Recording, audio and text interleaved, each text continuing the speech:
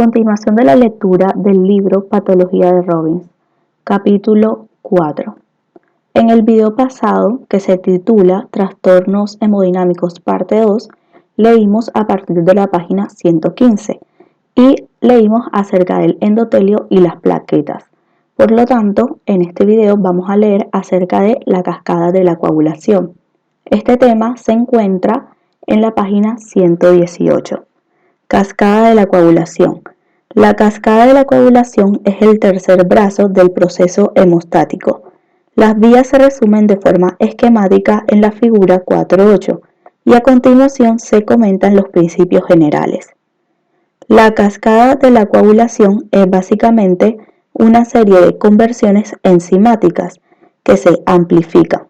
Cada paso consiste en la rotura mediante proteólisis de una proenzima inactiva para dar lugar a una enzima activada, hasta culminar en la formación de la trombina. La trombina es el factor más importante de la coagulación y puede actuar en múltiples niveles del proceso. Al final de la cascada proteolítica, la trombina convierte la proteína plasmática soluble, fibrinógeno, en monómeros de fibrina, que se polimerizan en un gel insoluble. El gel de fibrina rodea a las plaquetas y otras células circulantes dentro del tapón hemostático secundario definitivo, y los polímeros de fibrina forman enlaces cruzados covalentes y se estabilizan por el factor 13A, que se activa a su vez gracias a la trombina. Cada reacción de la vía se debe a la formación de un complejo que comprende una enzima, un sustrato y un cofactor. Estos componentes se ensamblan de forma característica sobre la superficie de fosfolípidos y se mantienen unidos gracias a iones calcio.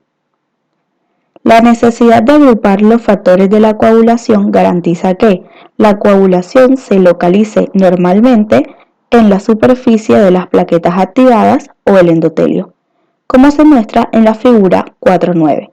Se podría comparar con un baile de complejos, en los que los factores de la coagulación van pasando de una pareja a la siguiente. La unión de los factores de la coagulación 2, 12,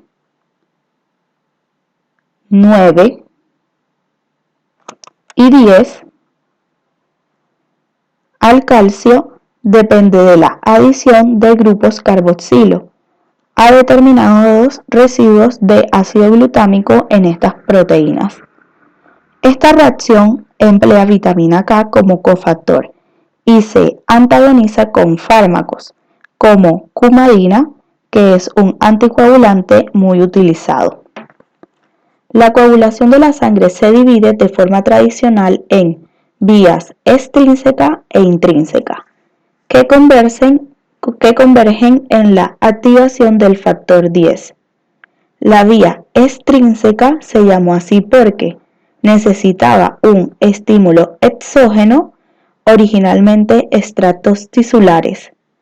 La vía intrínseca solo necesitaba la exposición del factor 12 a las superficies trombogénicas. Sin embargo, esta división es en gran parte un artefacto de los estudios in vitro. De hecho, existen varias interconexiones entre estas dos vías. Además, la vía extrínseca es la más importante a nivel fisiológico y es la que permite la coagulación cuando existen lesiones vasculares.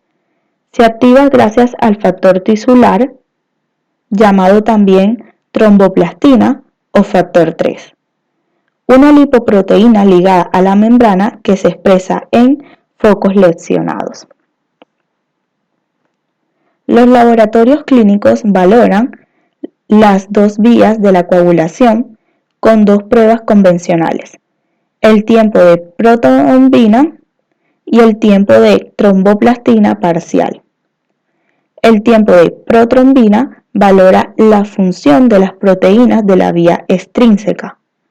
Se realiza añadiendo factor tisular y fosfolípido al plasma citrado. La coagulación se inicia añadiendo calcio exógeno y se registra el tiempo que tarda en formarse un coágulo de fibrina. El tiempo de tromboplastina parcial valora la función de las proteínas de la vía intrínseca. En esta prueba se inicia la coagulación añadiendo partículas de carga negativa, que activa el factor 12, fosfolípidos y calcio, y registrando el tiempo que tarda en formarse el coágulo de fibrina. Además de catalizar los pasos finales de la cascada de la coagulación, la trombina realiza diversos efectos proinflamatorios. La mayoría de estos efectos de la trombina vienen mediados por la activación de una familia de receptores activados por proteasa, que pertenecen a una familia de 7 receptores transmembrana acoplados a la proteína G. Los receptores activados por proteasa, PAR, se expresan en el endotelio, los monocitos, las células dendríticas, los linfocitos T y otras células.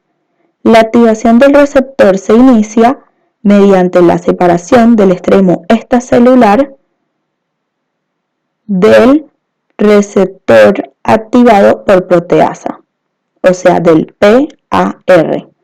Esto genera un péptido mellado que se puede unir al receptor con forma de clip, y esto determina un cambio de forma que induce la transmisión de señales.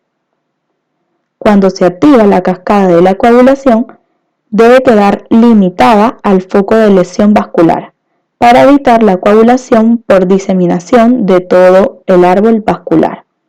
Además de limitar la activación de los factores a los focos de exposición de fosfolípidos, existen 3 categorías de anticoagulantes endógenos responsables de controlar la coagulación: antitrombinas, que inhiben la actividad de las trombinas y otras proteasas de serina, como los factores 9A, 10A, 11A y 12A.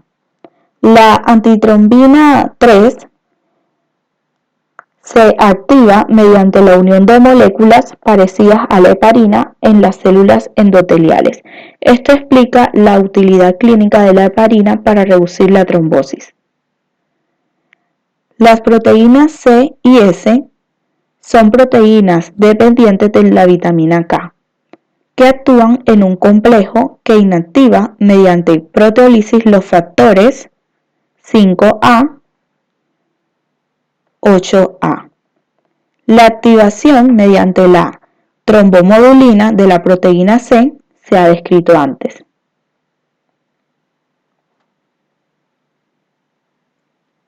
TFPI es una proteína producida por el endotelio y otros tipos celulares que inactiva los complejos factor tisular, factor 7A. La activación de la cascada de la coagulación pone en marcha también una cascada fibrinolítica que modera el tamaño del coágulo final. La fibrinólisis se consigue mediante la actividad enzimática de la plasmina, que degrada la fibrina e interfiere con su polimerización. Los productos de degradación de la fibrina, PDF, o productos de la separación de la fibrina, generados pueden ser también anticoagulantes débiles. Las concentraciones elevadas de PDF, es decir, los productos de degradación de la fibrina, se pueden emplear para el diagnóstico de estados trombóticos anormales, como la coagulación intravascular diseminada, la trombosis venosa profunda o la embolia pulmonar. La plasmina se genera por el catabolismo enzimático del precursor circulante inactivo plasminógeno, por una vía dependiente del factor 12 o por los activadores del plasminógeno. El plasminógeno más importante es TPA. Se sintetiza principalmente en el endotelio y es más activo cuando se liga a la fibrina. La afinidad por la fibrina condiciona que TPA sea un agente terapéutico útil, porque limita la actividad fibrinolítica a los sitios de trombosis recientes. El plasminógeno, similar a la urosinasa, es otro plasminógeno existente en el plasma y otros tejidos. Puede activar la plasmina en fase líquida. Por último, el plasminógeno se puede degradar a plasmina por la enzima bacteriana streptocinasa, una actividad que puede tener importancia clínica en algunas infecciones bacterianas. Igual que cualquier regulador potente, la actividad de la plasmina está estrechamente limitada. Para evitar que un exceso de plasmina lise los trombos de forma indiscriminada en otros lugares del cuerpo, la plasmina libre se inactiva con rapidez por el inhibidor de la alfa-2 plasmina. Las células endoteliales se encargan también del ajuste del equilibrio coagulación-anticoagulación mediante la liberación del inhibidor del activador del plasminógeno. Bloquea la fibrinólisis inhibiendo la unión de TPA a la fibrina y realiza un efecto procoagulante global.